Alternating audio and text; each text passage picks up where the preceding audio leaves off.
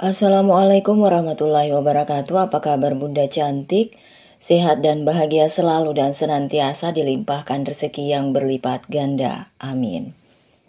Part 2. Ibu, Tiara ingin bertemu ibu. Aku ingin pulang. Gumam Tiara begitu Arya keluar dari kamar. Dia menangis.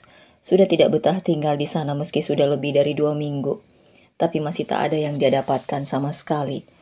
Tidak ada kebahagiaan, tidak ada yang peduli. Semua orang mengabaikannya. Dia sangat kesepian. Tiara masih menangis membiarkan air matanya terus mengalir. Dia ingin mengeluarkan semua kesedihan yang sudah lama dipendamnya. Kamu datang ke sini, Nak? Nyonya Miska tersenyum melihat cucu bungsunya itu. Iya, Oma. Tadinya Arya ingin pergi jogging, berhubung hari ini libur, tapi tiba-tiba saja nggak semangat. Jadi Arya kesini aja, tutur cowok itu. Apa kamu masih bersikap dingin terhadap istrimu sendiri, Arya? Tanya Oma dengan cepat. Arya menjawabnya. Aku tidak pernah mau dijodohkan dengan gadis kampung itu. Jadi terserah aku ingin bersikap dingin atau tidak terhadap dia, jawabnya kesal. Jangan terlalu keras seperti itu, Arya. Kamu akan melukai hati Tiara. Dia itu anak yang baik. Oma menasehati, namun Arya tetap pada pendiriannya. Aku tidak peduli.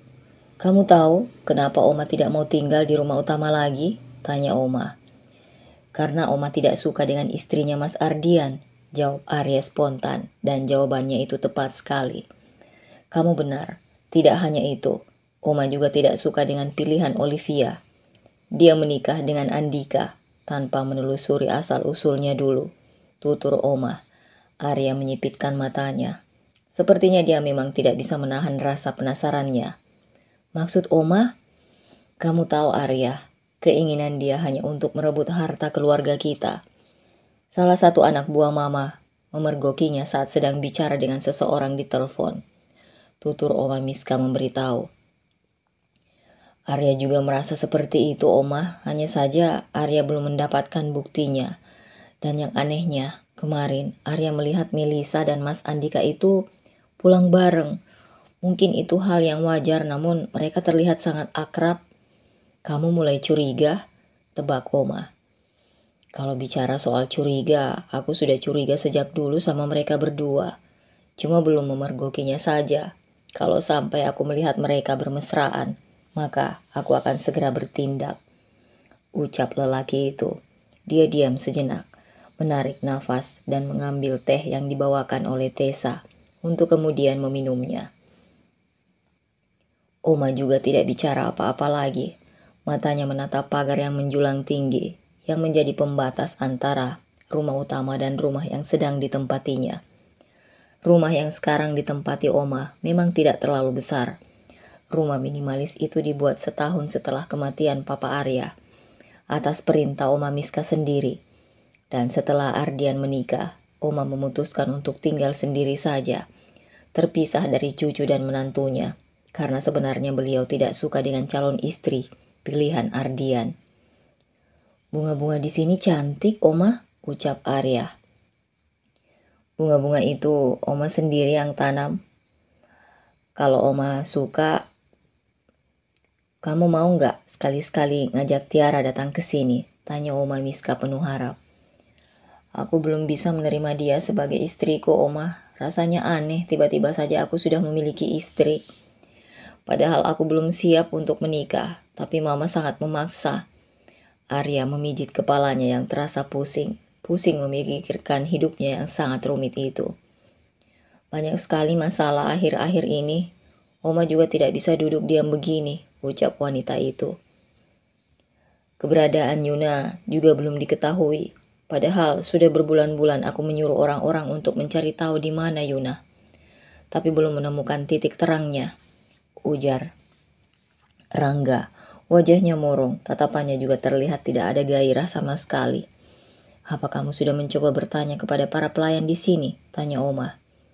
Mereka tidak tahu sedikit pun tentang Yuna. Bahkan Sherina yang merupakan teman dekatnya saja tidak tahu. Ujar Arya, wajahnya murung, tatapan matanya juga terlihat tidak ada gairah sama sekali. Apa kamu sudah mencoba bertanya kepada para pelayan?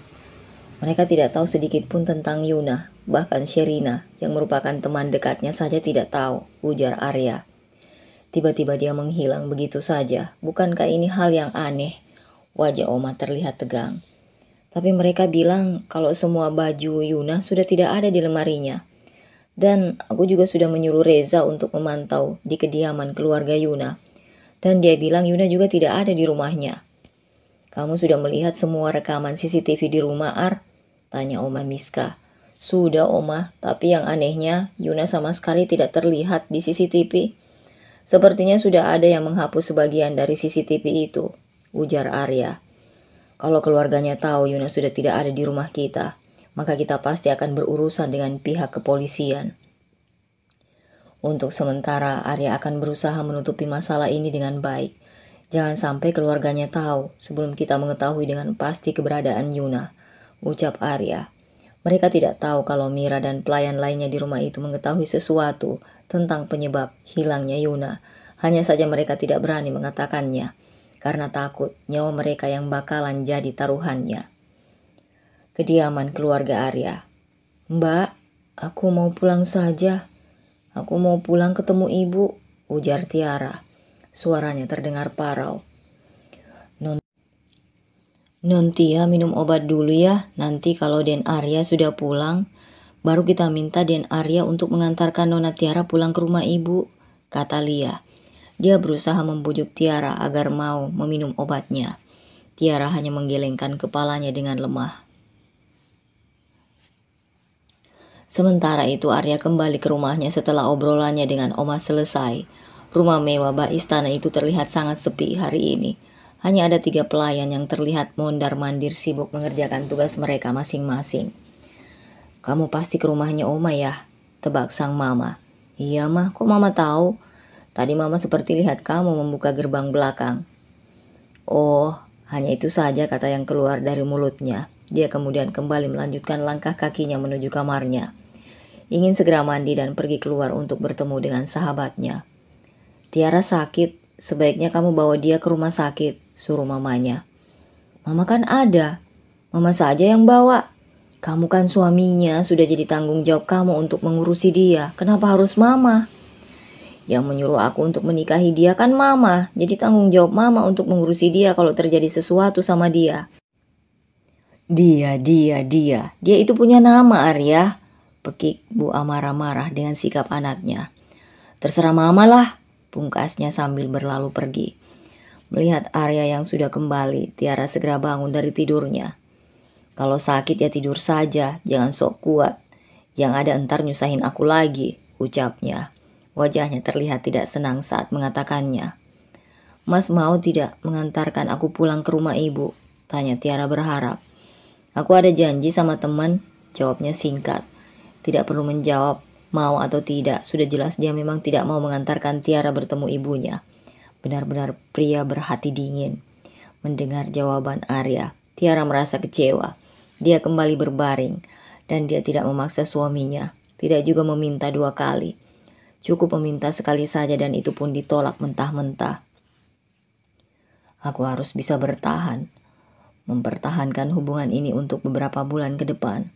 Jika memang tidak ada perubahan sama sekali, maka aku harus meminta ibu untuk mengakhiri semuanya, batin Tiara. Di waktu yang sama di tempat yang berbeda, Ardian dan Melisa sedang duduk berdua di sebuah rumah mewah. Kelihatannya mereka akan membeli rumah itu. Aku suka suasana di sini sayang, ucap Melisa. Baguslah kalau kamu suka. Tapi tidakkah rumah ini terlalu besar untuk kita berdua? Tanya Melisa sambil memutar bola matanya. Melihat ke sekeliling ruangan. Tidak, ini tidak terlalu besar. Nanti juga kan kita akan memiliki anak. Kamu kan sudah berjanji untuk memberikan aku keturunan yang banyak.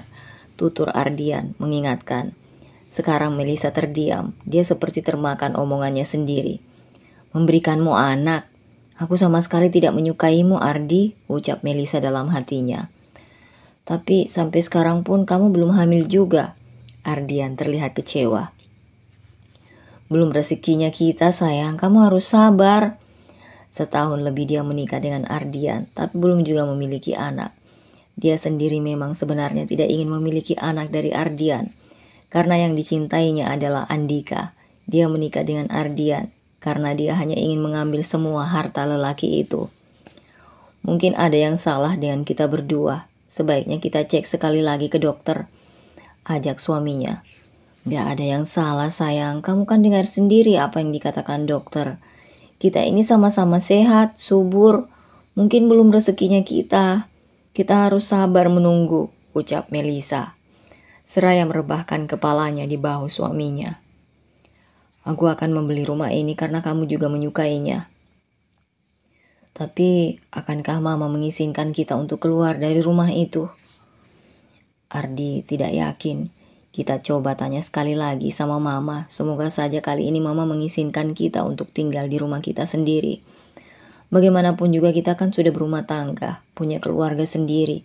Tidak mungkin juga terus tinggal satu rumah sama Mama. Dan di sana juga ada Olivia, ucap Melisa. Kamu benar. Aku akan berusaha membujuk Mama, pungkas Ardian. Dan seandainya Bu Amara menyetujuinya, maka ini akan membuat rencana Melisa semakin berjalan lancar.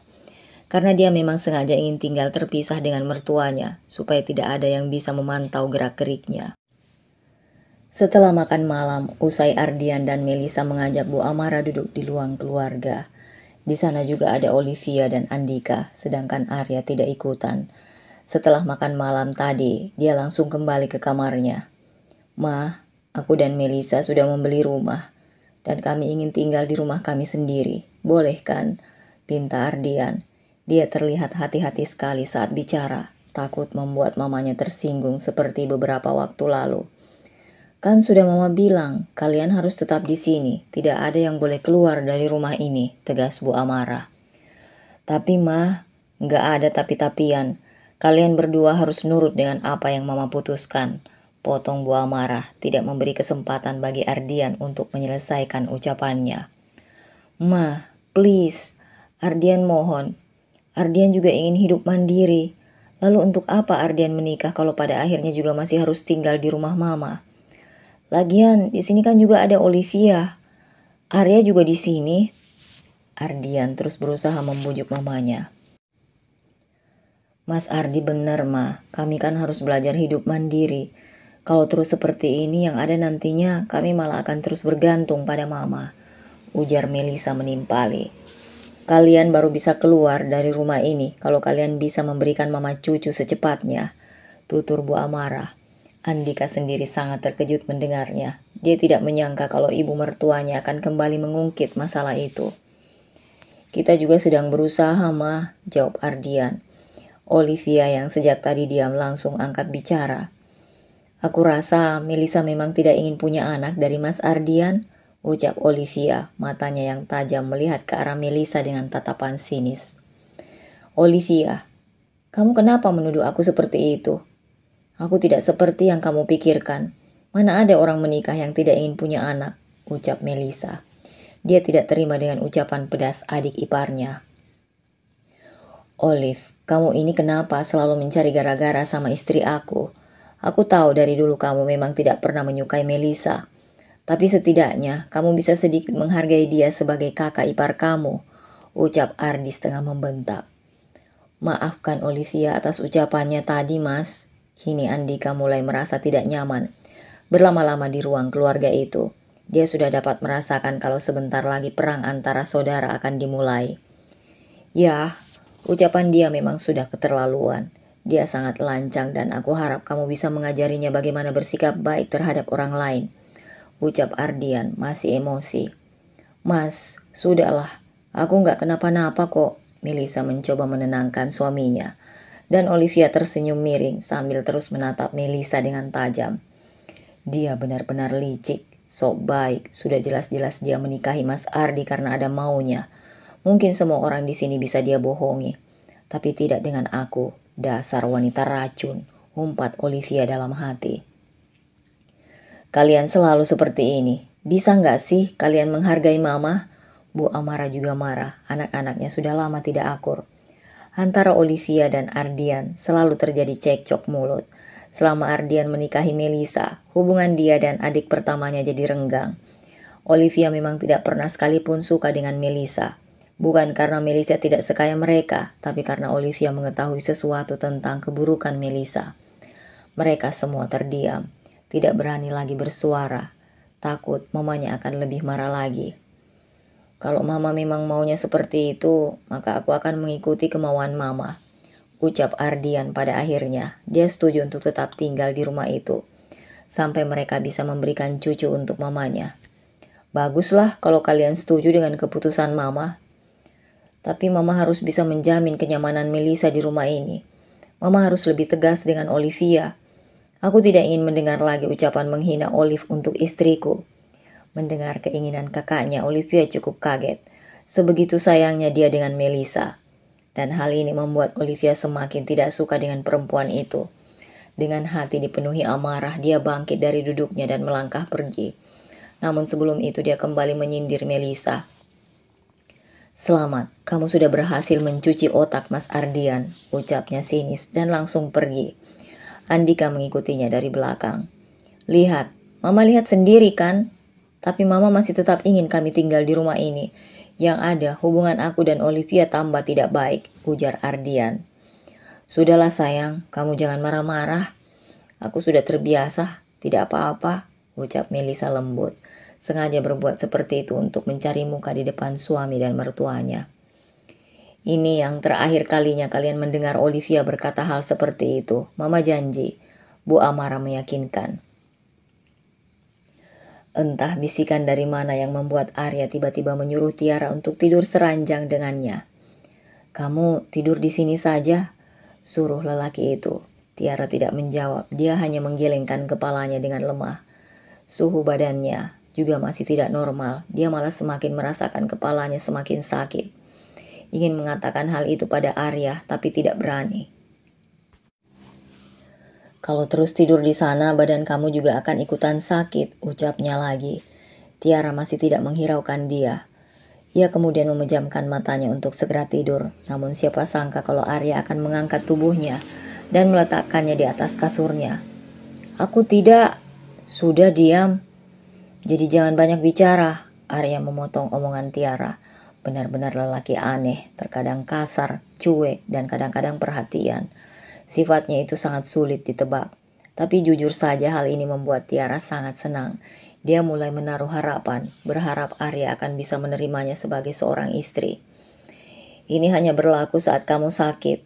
Kalau sudah sembuh, aku akan segera menendangmu dari tempat tidurku," ucapnya kemudian. Sungguh sangat keterlaluan. Dia benar-benar tidak berperasaan. Baru saja Tiara merasa bahagia. Taunya malah kebaikannya itu hanya untuk sementara waktu saja. "Dasar lelaki tidak berperasaan," ucap Tiara kesal. Suaranya parau, tapi itu sangat jelas. "Aku kan sudah pernah bilang sama kamu, kalau aku tidak akan pernah jatuh cinta, tidak akan pernah," tegas Arya, menatap dengan tajam wajah Tiara yang saat itu berada di sampingnya. Sesaat mereka saling pandang, entah apa yang ada di pikiran mereka saat ini. "Sampai kapan kita akan terus seperti ini?" Tiara kembali membuka suara. "Sampai kamu sendiri yang merasa bosan dan pergi dari rumah ini?" Arya menjawab santai, dan ternyata jawabannya itu malah membangkitkan semangat Tiara untuk berusaha bertahan. "Kalau begitu aku tidak akan menyerah. Aku akan membuat Mas Arya jatuh cinta sama aku," tekadnya dalam hati. Dia mulai memejamkan matanya dan sedikit tersenyum. Arya melihat senyuman Tiara dan menjadikannya penasaran apa yang membuat Tiara tersenyum seperti itu. Sebuah senyuman yang sulit diartikan. Sementara itu, "Kenapa kamu tidak suka dengan Melissa?" tanya Andika penasaran. "Entahlah, aku sendiri juga tidak tahu kenapa," jawab Olivia. Dia tidak ingin mengatakan alasannya kepada Andika. Biarlah itu menjadi sebuah rahasia. Beberapa bulan setelah Ardian menikah dengan Melissa, dia sempat mendengar Melissa bicara di telepon dengan seseorang dan mengatakan bahwa dia akan secepatnya mengambil alih harta suaminya. Meski Olivia mendengarnya dari jarak jauh, namun suaranya sangat jelas. Tapi bagaimana mungkin dia mengatakan hal ini pada orang lain? Sedangkan dia tidak punya bukti sama sekali. "Kamu melamun lagi," tegur Andika. "Aku ingin mengatakan sesuatu sama kamu, Andika," ucap Olivia. Dia terlihat serius sekarang. "Tentang apa?" "Aku hamil." Dek, jantung Andika berdetak kencang. Dia panik juga senang. Jujur saja dia memang sangat ingin memiliki seorang anak. Namun pernikahannya dengan Olivia bukan karena berdasarkan cinta. Semua itu dilakukannya hanya agar dia bisa mengambil harta istrinya. Dan setelah rencananya berhasil, dia akan meninggalkan Olivia dan melanjutkan hidupnya dengan Melissa, kekasihnya. Tapi sekarang Olivia malah hamil dan anak yang ada di rahimnya adalah anak kandungnya sendiri. Apa yang harus dilakukannya sekarang? Kamu terlihat tidak senang, ucap Olive saat tidak ada respon apapun dari Andika. Sebaiknya kabar baik ini kita rahasiakan dulu sama mama. Jangan sampai ada orang yang tahu. Bagaimana aku bisa terus menutupi hal ini, Dika? Usia kandungan aku sudah hampir 2 bulan. Aku sudah cek ke dokter tadi, ungkap Olivia. Apa? Kenapa baru mengatakannya sekarang? Aku juga baru tahu kemarin. Aku baru ingat kalau sudah sebulan lebih aku tidak haid. Jadi aku mulai merasa curiga dan memutuskan untuk memilih tes pack. Hasilnya membuktikan aku hamil, tapi aku masih tidak percaya hingga memilih untuk cek ke dokter. Dan ternyata dokter bilang sudah hampir 2 bulan. Aku saja yang tidak merasakan gejalanya.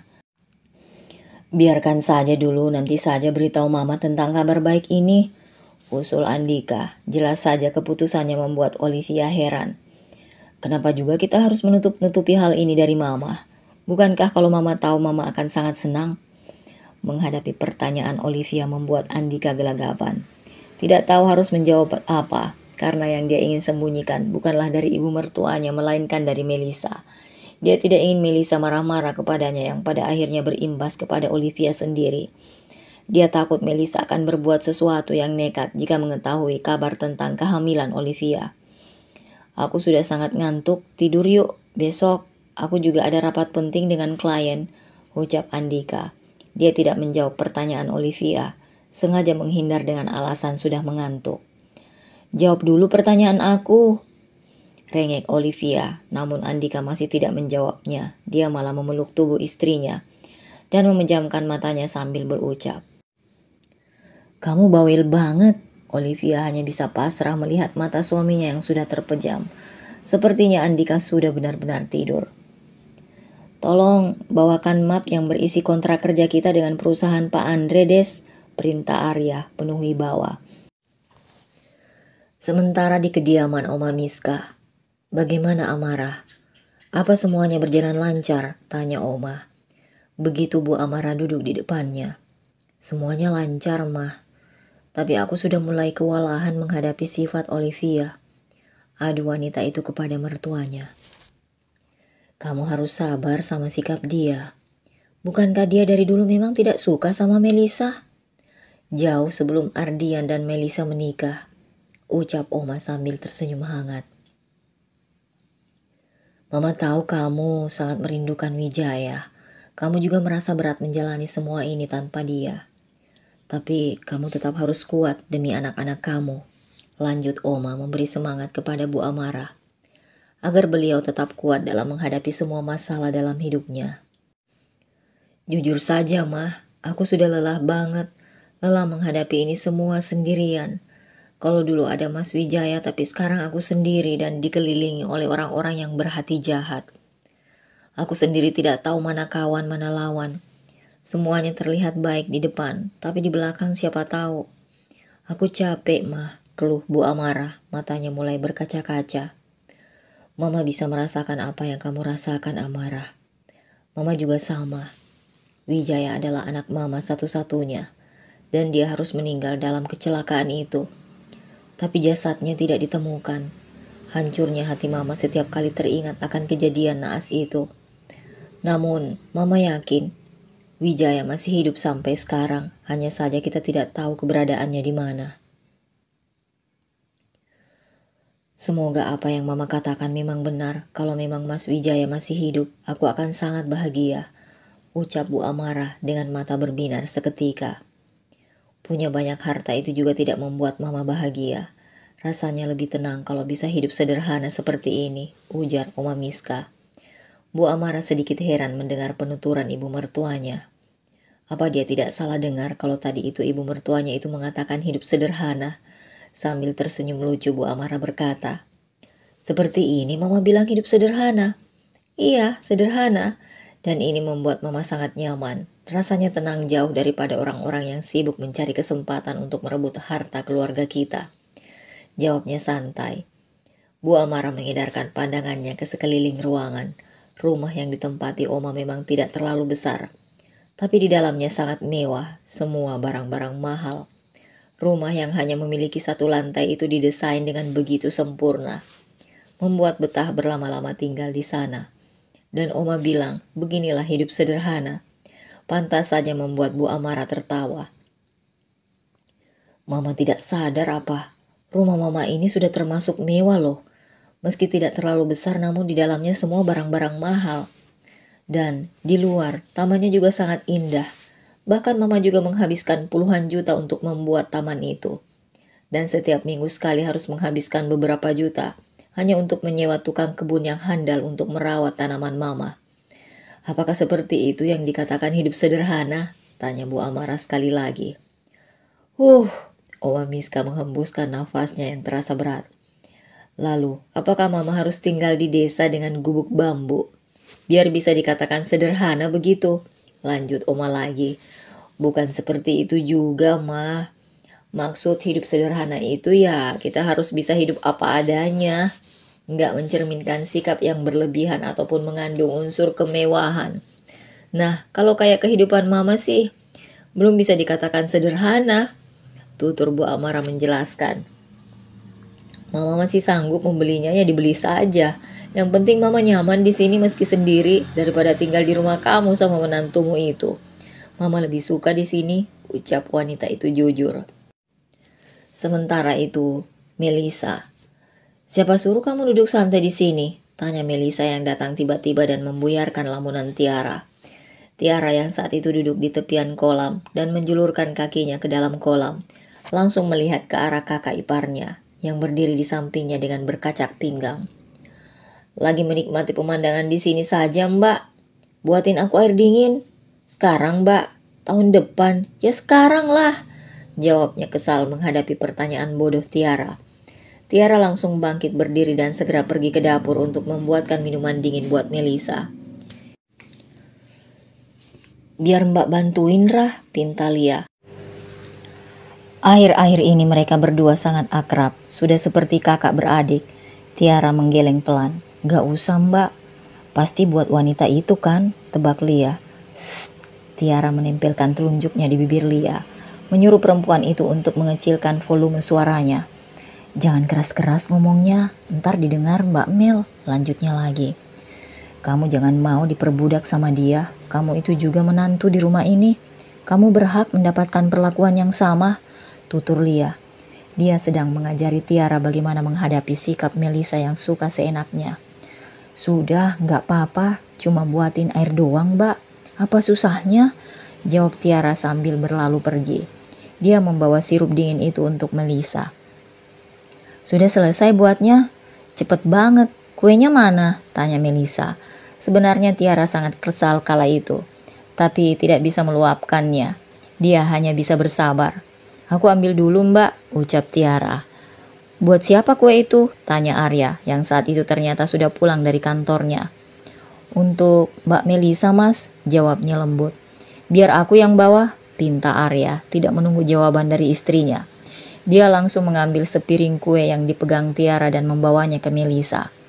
Ini kuenya Mbak. Arya meletakkan kue itu dengan kasar di atas meja. Melisa jadi kaget melihat siapa yang membawa kue itu. Dia mulai mengerjapkan matanya karena berpikir kalau itu hanya halusinasinya saja. Arya, ucapnya tanpa sadar. Karena takut terjadi sesuatu yang tidak diinginkan, Tiara segera datang untuk memastikan kalau semuanya baik-baik saja. Dia istriku, dia cuma berhak melayani aku, bukan yang lain apalagi Mbak Melisa. Jadi jangan coba-coba untuk menyuruh Tiara melakukan pekerjaan yang seharusnya dilakukan oleh pelayan. Ini yang terakhir, aku tidak ingin melihat Mbak semena-mena sama istri aku lagi. Tegas Arya penuh amarah, kata-katanya tadi membuat hati Tiara berbunga-bunga. Dan Melisa melongo mendengarnya. Dia tidak percaya kalau sekarang Arya malah membela istri kampungannya itu. Kamu ngebela dia, Ar? Kamu nggak salah kan? Tanya Melisa tidak percaya. Arya menatap tajam, tidak menjawab. Dia menarik tangan Tiara untuk menjauh dari tempat Melisa. Aku tidak sedang mimpi kan? Melisa bertanya pada dirinya sendiri, seraya mencubit lengannya.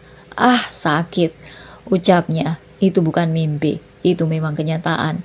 Arya yang selalu mengatakan bahwa dia tidak akan pernah mencintai Tiara. Tapi dia tidak terima saat ada orang yang berlaku seenaknya terhadap Tiara.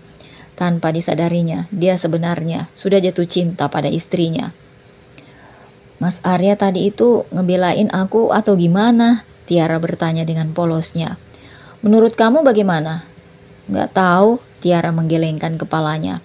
Lain kali, kalau Melisa nyuruh kamu seperti itu lagi, jangan mau. Katakan saja kalau kamu itu bukan pelayan dia, suruh Arya. Tapi dia itu lebih tua daripada aku. Gak mungkin menolak permintaannya, ucap Tiara.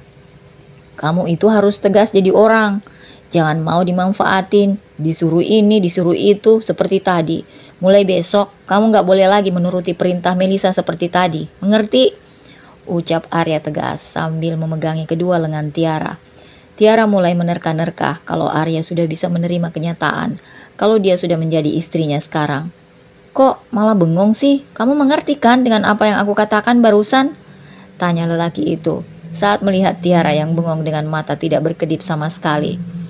Itu berarti Mas Arya sudah bisa menerima Tiara kan? Tanya Tiara penuh harap. Ya enggak lah, jawabnya cepat. Lalu pembelaan tadi itu artinya apa?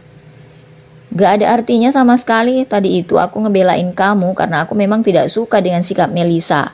Jadi kamu jangan berpikir yang bukan-bukan ya, ucap Arya tersenyum sinis. Ternyata itu dia lakukan bukan karena mulai mencintai aku, tapi karena dia sendiri juga tidak suka dengan Mbak Melisa. Dia memang tidak akan pernah menyukaiku. Tiara, Tiara.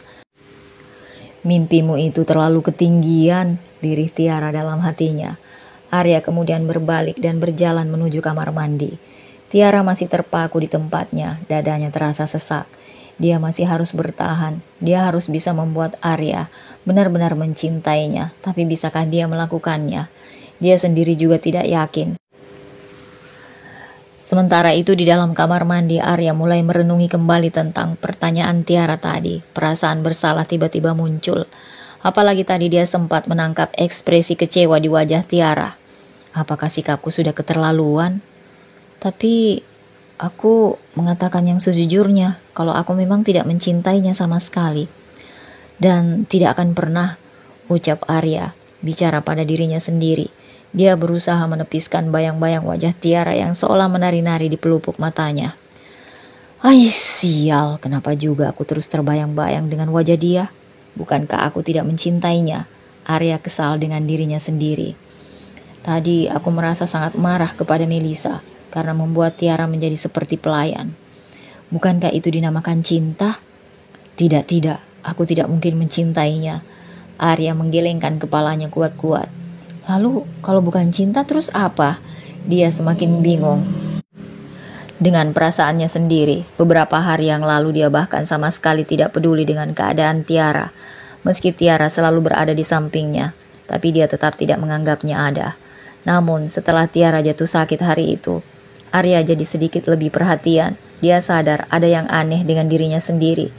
Namun dia terus mengelak dan mengatakan bahwa dia tetap tidak mencintai Tiara. Tiara masih berada di kamarnya menunggu Arya sampai dia selesai mandi. Ingin menanyakan sesuatu yang penting, dan itu adalah tentang Yuna, pelayan mereka yang menghilang begitu saja seperti ditelan bumi. Tiara pikir dengan mengatakan apa yang diketahuinya dari para pelayan itu akan membuat hubungannya dengan Arya menjadi lebih akrab. Ya, Tiara akan menggunakan kesempatan ini untuk mendekati Arya. Semoga saja berhasil, harapnya dalam hati. 15 menit kemudian Arya keluar dengan mengenakan handuk putih yang melilit di pinggangnya. Mas, aku ingin ngomong sesuatu, ucap Tiara memulai percakapan. Ngomong aja, ucapnya acuh tak acuh. Tiara tidak langsung ngomong, dia terlebih dahulu menarik nafas panjang. Dia masih bingung mau mulai dari mana. Mau ngomong apa sih? Tentang Mbak Yuna, ucap Tiara. Dia mengecilkan suaranya. Apa? Arya tidak bisa menyembunyikan kekagetannya hingga tanpa sadar. Suaranya itu begitu keras. Suaranya dikecilin, Thomas, bisik Tiara. Coba kamu ceritakan sama aku. Kini Arya duduk tepat di samping Tiara. Tubuh mereka berdua sama-sama bersandar di sisi tempat tidur. Dia bahkan lupa kalau dirinya itu tidak ingin terlalu dekat dengan Tiara. Mbak Yuna, dia sudah meninggal, ungkap Tiara. Wajah Arya tegang seketika. Dia bahkan tidak bisa menggerakkan bibirnya. Apa yang tadi dikatakan Tiara telah membuatnya seperti kehilangan separuh dari jiwanya. Kalau benar Yuna sudah mati, itu berarti keluarganya lah yang akan menjadi tersangka. Tapi bagaimana Tiara bisa mengetahui tentang Yuna? Tiara kan baru sebulan tinggal di sana. Dan ini membuat Arya tambah penasaran. Bagaimana bisa kamu mengetahui tentang Yuna? Dari Mbak Lia, Mbak Mira, dan Mbak Serina. Kenapa mereka berani mengambil kesimpulan kalau Yuna sudah mati? Ini Tiara menggantungkan ucapannya. Dia tidak berani melanjutkan lagi. Peringatan dari Lia membuatnya takut. Dia seperti baru tersadar kalau nyawanya juga akan berada dalam bahaya. Kenapa? Kenapa kamu diam? Ayo katakan. Tidak, Tiara menggeleng kuat. Aku tidak bisa mengatakannya. Aku takut. Tiara gemetaran, wajahnya pucat pasi. Dia tidak sedang berpura-pura. Dia benar-benar ketakutan. Melihat ketakutan di mata Tiara membuat Arya tidak tega untuk memaksanya bercerita. Mungkin ini hal yang sangat rahasia dan akan mengancam jiwanya. Jadi Arya membuat sebuah janji. Kamu jangan takut. Setelah kamu menceritakan semuanya yang kamu ketahui, aku berjanji akan melindungi kamu. Tidak akan ada yang bisa menyakiti kamu, ucap Arya bersungguh-sungguh. Mas tidak sedang bercanda kan? Aku bersungguh-sungguh, Arya meyakinkan. Mbak Lia bilang 2 hari sebelum Mbak Yuna menghilang, Mbak Yuna bilang kalau dia mendengar percakapan antara Mas Andika dan Mbak Mel, kalau mereka berencana untuk merebut harta keluarga ini. Dan setelah itu Mbak Yuna menghilang begitu saja. Padahal dia tidak pernah keluar dari rumah ini. Dan Mbak Mira juga menemukan darah yang tercecer di jalan setapak yang menuju hutan yang ada di belakang rumah ini. Tutur Tiara menceritakan secara detail. Jadi tidak hanya Melisa, Andika juga, 2 orang itu ternyata bekerja sama. Gumam Arya, suaranya kecil hampir tidak terdengar. Soal ini cukup Mas saja yang tahu, jangan mengatakannya dulu sama Mama. Mas harus mencari tahu kebenaran di balik peristiwa menghilangnya Mbak Yuna. Apa benar kalau dia sudah dibunuh atau tidak, ujar Tiara. Lalu kenapa mereka menutup-nutupinya selama ini dengan mengatakan kalau Yuna sudah membawa semua pakaiannya? Tanya Arya. Dia sebenarnya marah saat mengetahui kejadian sebenarnya dan ketidakjujuran para pelayannya yang membuat dia sendiri kewalahan mencari keberadaan Yuna. Semua pakaian Mbak Yuna memang tidak ada lagi di sana, Mas. Itu juga yang membuat mereka heran. Mbak Lia dan Mbak Serina bilang bisa jadi salah satu dari pelayan di sini ada yang berkhianat dan yang mereka curigai adalah Mbak Tintin dan Sela karena mereka orang yang lebih dekat dengan Mbak Melisa. Arya mulai paham sekarang. Satu masalah sudah menemukan titik terangnya. Dia sangat senang dan tanpa sadar memeluk Tiara. Akhirnya aku bisa juga memecahkan kasus ini. Terima kasih Tiara, ucapnya seraya memeluk tubuh mungil gadis itu. Tubuh Tiara menegang seketika, mendapat pelukan yang tidak terduga dari Arya. Mas Arya nggak salah peluk nih, tanya Tiara saat Arya masih belum melepaskan pelukannya. Ditanya seperti itu membuat Arya tersadar dan dia langsung mendorong tubuh Tiara dengan kasar. Dasar, kamu sengaja kan mengambil kesempatan dalam kesempitan? Tuduh lelaki itu kesal. Kata-kata itu digunakan hanya untuk menutupi rasa malunya saja. Kok malah Tiara yang disalahin sih? Kan Mas duluan yang meluk aku. Itu berarti Mas Arya yang mengambil kesempatan, bukan aku. Tiara tidak terima dirinya disalahkan. Dia segera bangun dan pergi dari sana, kesal dengan tingkah suaminya yang kadang terlihat peduli dan kadang tidak. Sifatnya benar-benar tidak bisa ditebak. Aku benar-benar bodoh, terlalu kebawa perasaan. Sampai meluk dia segala lagi. Kalau sudah begini, entar yang ada dia jadi makin kepedean lagi, ucap Arya saat Tiara sudah keluar dari kamarnya. Sebuah ide cemerlang muncul di otaknya. Dia ingin meminta Tiara agar mau mengawasi gerak-gerik Melisa dan Andika. Karena Tiara sering di rumah, gak kemana-mana, sedangkan mamanya jarang berada di rumah dan sering ke kantor. Hanya Tiara yang bisa diandalkannya sekarang. Jadi Arya berniat ingin bersikap baik dengan gadis itu.